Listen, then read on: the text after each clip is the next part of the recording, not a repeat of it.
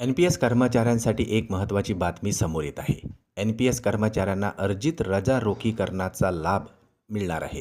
तशी मागणीही सरकारकडे करण्यात आलेली आहे. चला पाहूया याविषयी सविस्तर माहिती.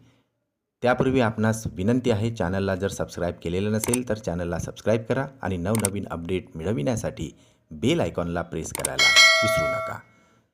नवीन परिभाषित अंशदान निवृत्तीवेतन योजनेअंतर्गत कर्मचाऱ्यांना सेवानिवृत्ती, राजीनामा, नोकरी सोडणे अथवा निधन झाल्यास अर्जित रजेचे रोखीकरण अनुदेय करावे अशी मागणी केली जात आहे. 1 नोव्हेंबर 2005 नंतर शासन सेवेत आणि शासन अनुदानित खाजगी संस्थांमध्ये नियुक्त झालेल्या कर्मचाऱ्यांना NPS योजना लागू आहे. त्यामुळे निवृत्ती वेतन नियम 1982 आणि सर्वसाधारण भविष्य निर्वाह निधी योजना लागू होत नाही. मात्र कर्मचाऱ्यांना महाराष्ट्र नागरी सेवा नियम 1981 लागू होत नाही असे स्पष्ट करणारे कोणतेही आदेश नाहीत असे कर्मचाऱ्यांचे म्हणणे आहे.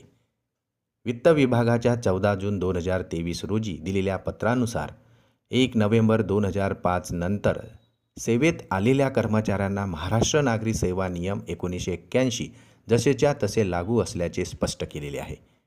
यामुळे आता NPS कर्मचाऱ्यांच्या अर्जित रजांचे रोखीकरण होणे अपेक्षित आहे अशी मागणी आहे.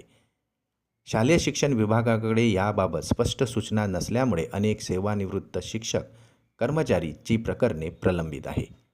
यामुळे आता सेवानिवृत्त कर्मचाऱ्यांना आर्थिक अडचणींचाही सामना करावा लागत आहे. याच पार्श्वभूमीवर विभागाने स्पष्ट आदेश देण्यात यावे जेणेकरून NPS अंतर्गत सेवानिवृत्त कर्मचाऱ्यांचे अर्जित रजेचे रोखीकरण करता यावे अशी मागणी आता कर्मचाऱ्यांकडून केली जात आहे.